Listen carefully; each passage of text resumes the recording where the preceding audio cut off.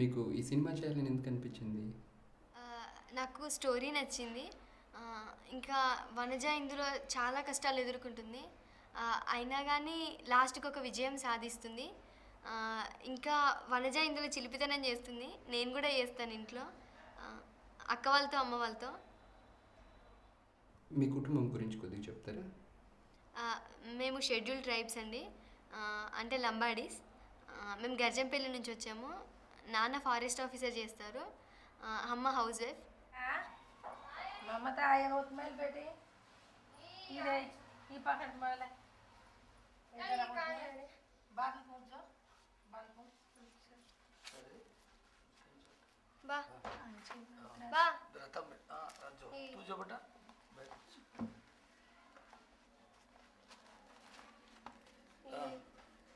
సరే बेटा ఈ హనుర છે ఈ హను છે ఇది ఈ హను కర్ర છે ఈ છે ఈ జాడ છે.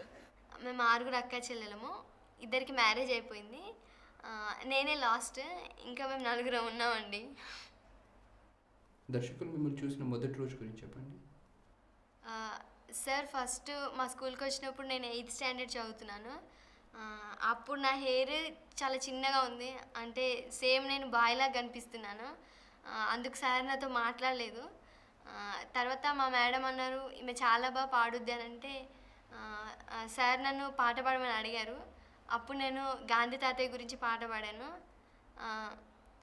గాంధీ తాతయ్య గట్టివాడవయ్యా, పట్టుబడితివయ్యా, స్వరాజ్యం తెచ్చి పెడితివయ్యా, ఈ పాట పాడాను. ఈ పాట సార్కి చాలా బాగా నచ్చింది. తర్వాత సార్ నన్ను అంటే కొన్ని వస్తువుల పేర్లు చెప్పారు. అది మళ్ళీ చెప్పమన్నారు. అందులో కొన్ని వస్తువులు కుంకుమ, నీళ్ళు, ఆకు, బిందె అన్నీ చెప్పాను. కానీ ఒక్కటి చెప్పలేకపోయాను. అది నాకు చాలా బాగా గుర్తుంది. అది కాకి. ఇంకా తర్వాత సార్ వాళ్ళ ఇంట్లో ఇంటర్వ్యూస్ అవుతున్నాయి. నేను ఇక్కడికి వచ్చాను. అప్పుడు సార్ నన్ను సెలెక్ట్ చేశారు. తర్వాత నేను స్కూల్కి వెళ్ళి మా ఫ్రెండ్స్కి మా మేడంకి చెప్పాను మేడం నేను సెలెక్ట్ అయ్యానని. అప్పుడు వాళ్ళు అన్నారు నువ్వు చెయ్యలేవు, నీ వల్ల కాదని అన్నారు. అప్పుడు నాకు కొంచెం బాధగా అనిపించింది. అయినా కానీ నేను వాళ్ళతో నేను చేస్తానని చెప్పి సార్ వాళ్ళ ఇంటికి యాక్టింగ్ ట్రైనింగ్కి వచ్చాను. మీరు నటన, కూచిపూడి డాన్స్ ఎలా నేర్చుకున్నారు? నేను యాక్టింగ్ రజనీ సార్ దగ్గర నేర్చుకున్నాను. డ్యాన్స్ నేను శ్రీనివాస్ దేవరకొండ సార్ దగ్గర నేర్చుకున్నాను.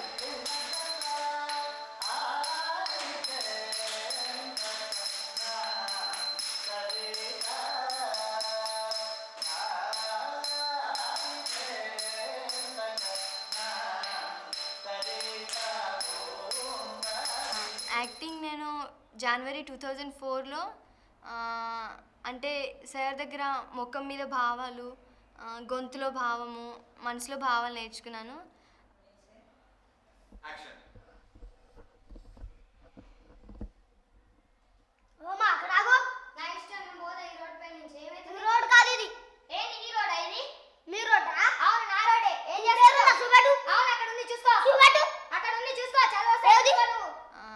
నేను యాక్టింగ్ 1 ఇయర్లో నేర్చుకున్నాను. డ్యాన్స్ నేను శ్రీనివాస దేవరకొండ సార్ దగ్గర మేము మార్చ్లో స్టార్ట్ పెట్టాము. అంటే స్టెప్స్ ఐటమ్స్ వైజ్గా సార్ నేర్పించారు. ఫస్ట్ చాలా కష్టం అనిపించింది. అయినా కానీ నేను డ్యాన్స్ 1 ఇయర్లో నేర్చుకున్నాను.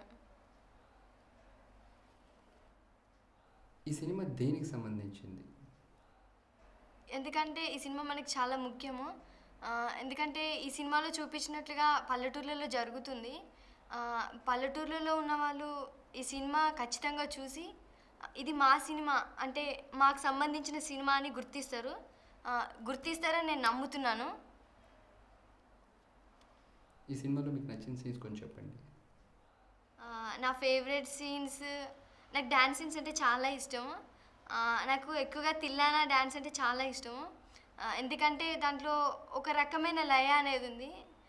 అందుకు నాకు ఇష్టం.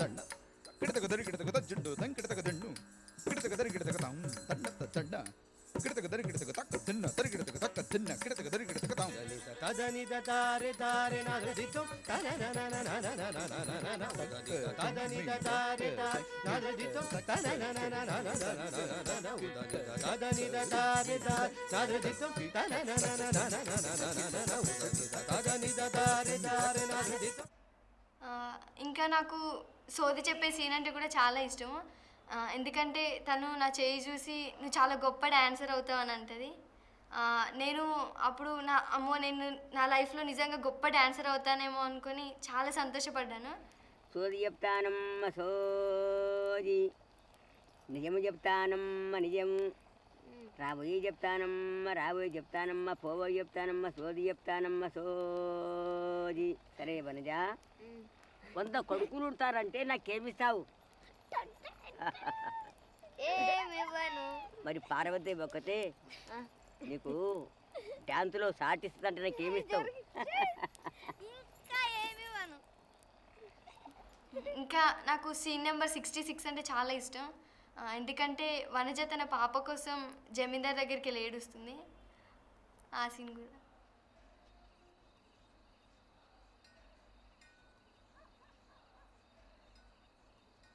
నేను వేరే వాళ్ళకి ఏం చెప్పాలి? అందరితో ఏం చెప్పినా ఎవరో పొరగంటతో పారిపోయావని. నేను కూడా అదే అంటానమ్మా. పోస్ట్ మ్యాన్ రాంబాబు తోటి పారిపోయానని చెప్తానమ్మా.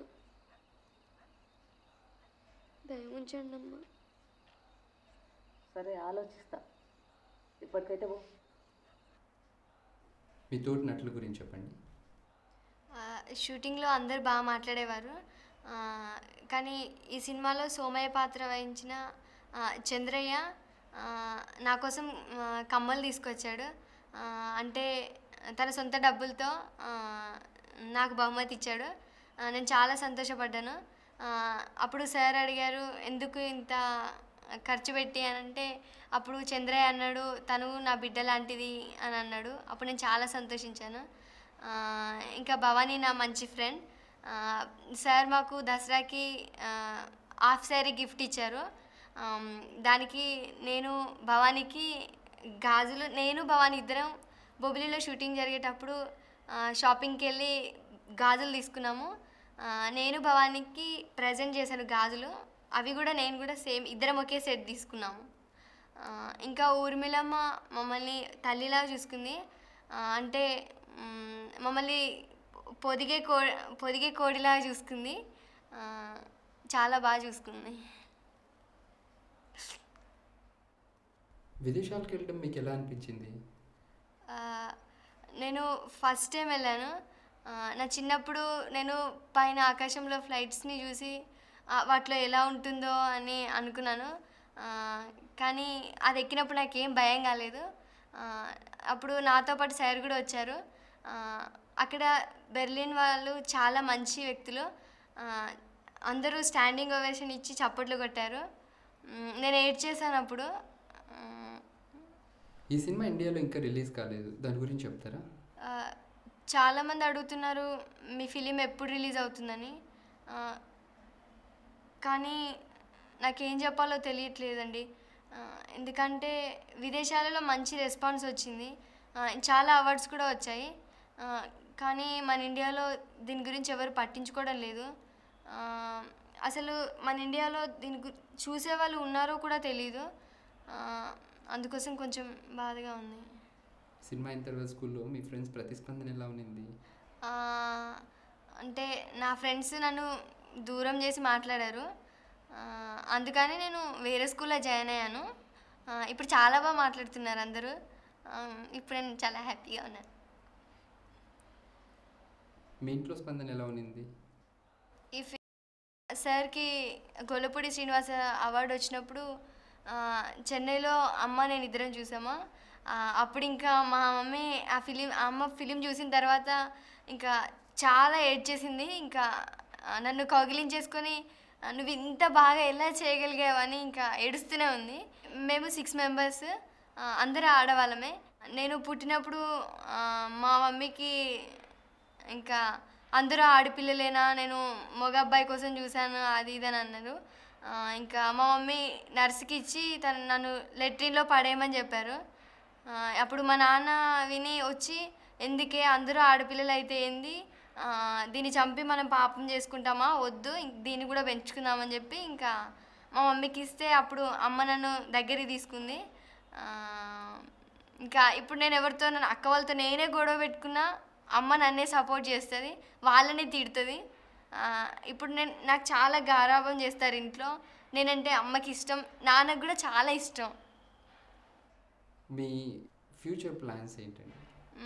నా ఫ్యూచర్ ప్లాన్స్ అంటే ఫస్ట్ స్టడీస్. ఇప్పుడు నేను ఇంటర్ సెకండ్ ఇయర్ చదువుతున్నాను.